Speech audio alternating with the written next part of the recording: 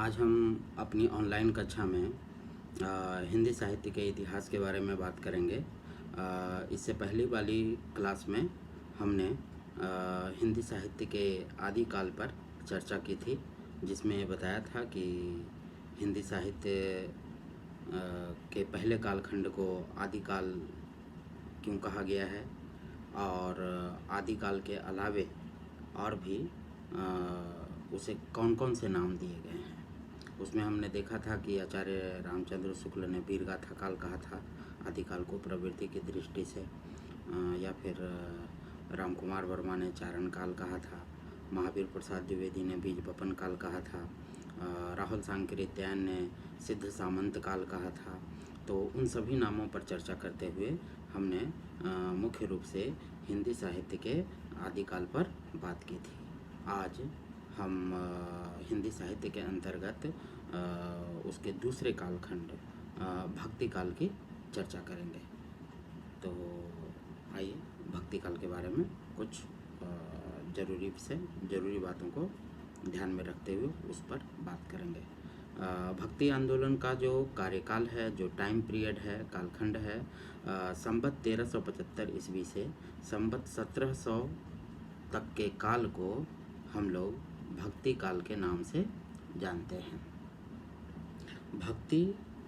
भक्ति काल को कालक्रम की दृष्टि से दो भागों में बांटा गया है, पूर्व मध्यकाल और उत्तर मध्यकाल।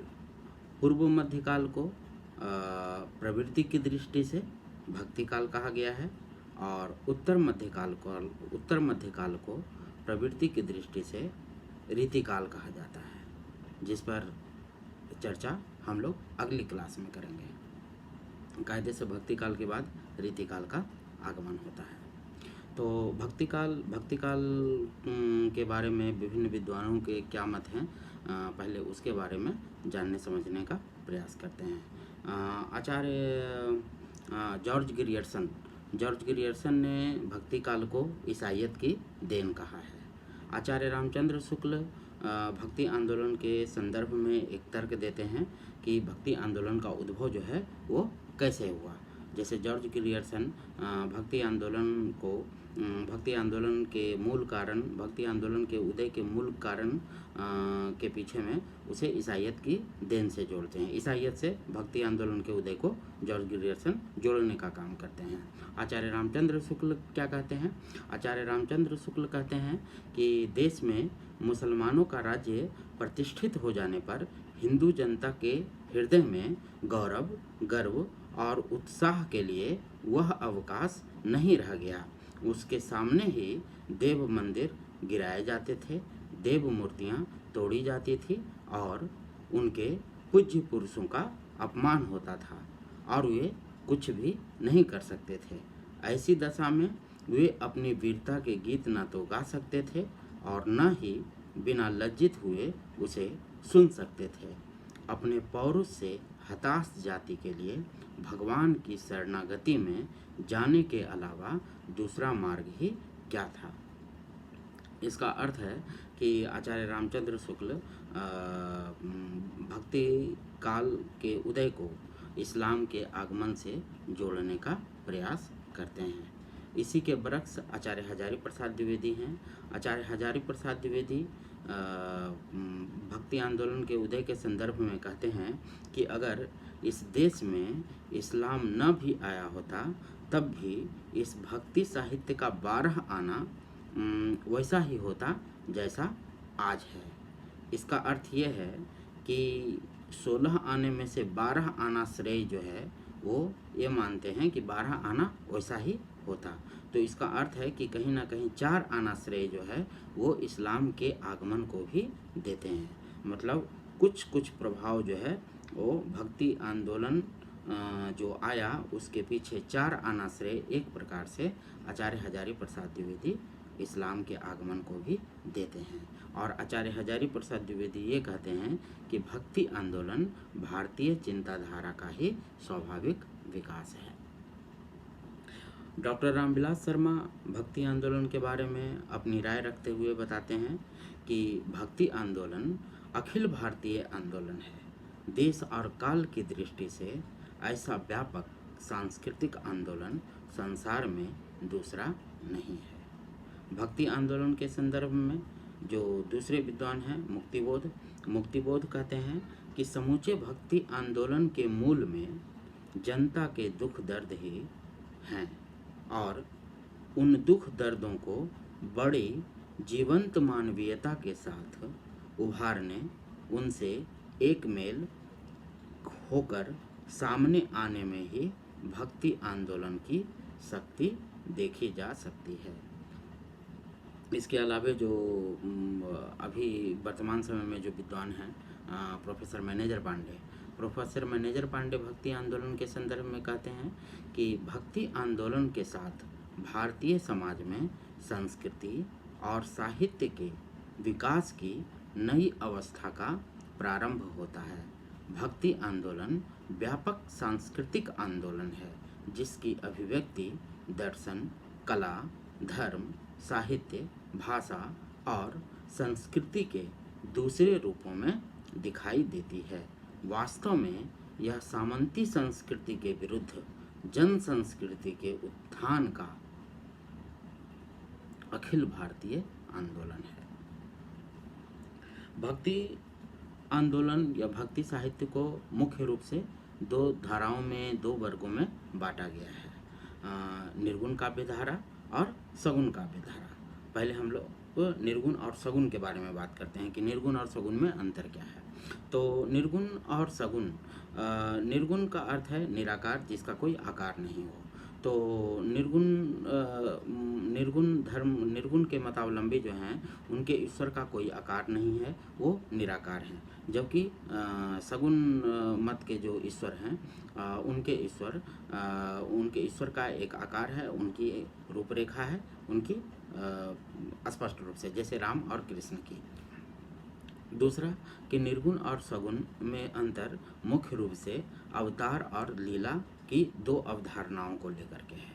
तो निर्गुण मत के जो इष्ट हैं, जो ईश्वर हैं, वो न तो अवतार लेते हैं और न ही लीला करते हैं, जबकि सगुण मत के जो इष्ट हैं या सगुण मत के जो ईश्वर हैं वे अवतार भी ग्रहण करते हैं और लीला करते हैं और अपनी लीलाओं से अपने भक्तों का मनोरंजन या अनुरंजन भी वो करने का काम करते हैं।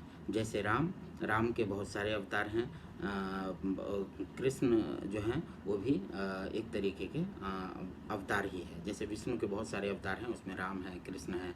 तो ये सभी जो हैं मतलब एक तरह से अवतार लेते हैं और लीला करते हैं और अपनी लीलाओं से अपने भक्तों का मनोरंजन करते हैं। तो मुख्य रूप से निर्गुण और सगुण में अंतर अवतार और लीला की अवधारणाओं को लेकर के है कि सगुण मत के जो ईश्वर हैं वो अवतार लेते हैं और लीला से भक्तों का मनोरंजन करते हैं, और निर्गुण के जो ईश्वर हैं उनका कोई आकार नहीं है, जबकि सगुण मत वालों के जो ईश्वर हैं उनके ईश्वर का एक निश्चित आकार है, साकार हैं वो। ठीक है।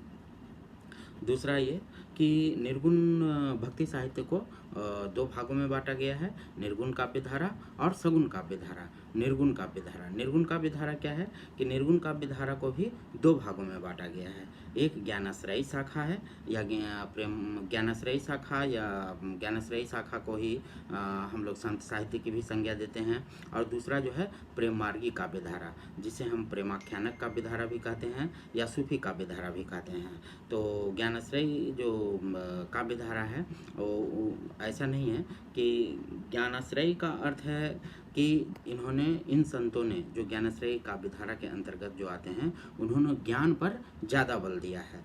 ज्ञानाश्रयी और प्रेम मार्गी का विभाजन के पीछे एक चीज़ यह समझ लिया जाता है कि जिन्होंने ज्ञान पर बल दिया है वो ज्ञानाश्रयी शाखा के हैं, और जिन्होंने प्रेम पर बल दिया है उन्होंने वे प्रेम मार्गी का विधारा के अंतर्गत आते हैं या सूफी काव्य धारा के अंतर्गत आते हैं या प्रेमाख्यानक काव्य धारा के अंतर्गत आते हैं, जबकि ऐसा कुछ नहीं है। ज्ञानाश्रयी काव्य धारा के संत भी या कवि भी प्रेम की बात करते हैं, लेकिन उनके यहाँ ज्ञान को जो है ज़्यादा महत्व दिया गया है। लेकिन ऐसा नहीं है कि वे प्रेम की उपेक्षा करते हैं। ज्ञान पर ज़्यादा बल देने के कारण उन्हें ज्ञानाश्रयी काव्यधारा कहा गया है। और इसके सबसे बड़े प्रवर्तक जो हैं ज्ञानाश्रय काव्यधारा के प्रवर्तक जो हैं मुख्य रूप से कबीर हैं, रैदास हैं, धन्ना वगैरह हैं। तो मूल रूप से ज्ञानाश्रय काव्यधारा को संत साहित्य भी कहते हैं। दूसरा प्रेम मार्गी काव्यधारा। प्रेम मार्गी काव्यधारा जिन्होंने प्रेम पर ज़्यादा बल दिया है, लेकिन इन्होंने प्रेम के अलावे जो ज्ञान है, ज्ञान की उपेक्षा ये नहीं करते हैं। तो प्रेम मार्गी काव्यधारा जिन्होंने प्रेम पर बल दिया है लेकिन वे ज्ञान की उपेक्षा नहीं करते हैं। ज्ञानाश्रयी काव्यधारा जिन्होंने प्रेम की अपेक्षा ज्ञान पर ज़्यादा बल दिया है। तो इसलिए दोनों में ये स्पष्ट विभाजन है। प्रेम मार्गी काव्यधारा के अंतर्गत जो है जायसी आते हैं, मंझन आते हैं, कुतुबन आते हैं। तो ये सब जो है निर्गुण काव्यधारा के अंतर्गत आते हैं। सगुण काव्यधारा। सगुण काव्यधारा में भी को भी दो भागों में बांटा गया है। एक है राम भक्ति काव्यधारा और दूसरा कृष्ण भक्ति काव्यधारा। राम भक्ति काव्यधारा में क्या है कि इनके जो भक्त हैं वो भगवान राम की उपासना करते हैं। और कृष्ण भक्ति काव्यधारा में क्या है कि जो कृष्ण भगवान कृष्ण की उपासना करते हैं। तो राम भक्ति काव्यधारा के प्रमुख जो कवि हैं वे हैं तुलसीदास हैं, नाभादास हैं, अग्रदास हैं। उसी तरीके से कृष्ण भक्ति काव्यधारा जो है, कृष्ण भक्ति काव्यधारा के जो प्रमुख जो प्रवर्तक हैं वो उनके बारे में वो मुख्य रूप से वल्लभाचार्य को माना जाता है। और वल्लभाचार्य और सूर्यदास, वल्लभाचार्य और सूरदास कृष्ण भक्ति काव्यधारा के मुख्य कवि हैं। लेकिन बाद में आगे चल करके वल्लभाचार्य के पुत्र विट्ठलनाथ ने अष्टछाप की स्थापना की थी। अष्टछाप क्या है? अष्टछाप 8 कवियों का समूह है और यह वल्लभाचार्य और उनके पुत्र विट्ठलनाथ द्वारा संस्थापित 8 कृष्ण भक्त कवियों का समूह है, जिन्होंने अपने विभिन्न पद एवं कीर्तनों के माध्यम से श्री कृष्ण की लीलाओं का गुणगान किया था। और इसकी स्थापना 1565 ईस्वी में हुई थी। अष्टछाप के 8 कवियों में 4 कवि जो हैं वो वल्लभाचार्य के शिष्य हैं और 4 विट्ठलनाथ के शिष्य हैं। तो सूरदास, कृष्णदास, परमानंद दास, कुंभन दास, ये 4 जो हैं वो वल्लभाचार्य के शिष्य हैं। और गोविंद स्वामी, छीत स्वामी, नंददास और कुंभन दास ये विट्ठलनाथ के शिष्य हैं। और इन्हीं 8 कवियों को अष्टछाप की संज्ञा दी गई है। भक्तिकाल पर ये चर्चा अभी अधूरी है। अगले वीडियो में हम लोग भक्ति काल के बारे में और भी विस्तार से बातचीत करेंगे। धन्यवाद।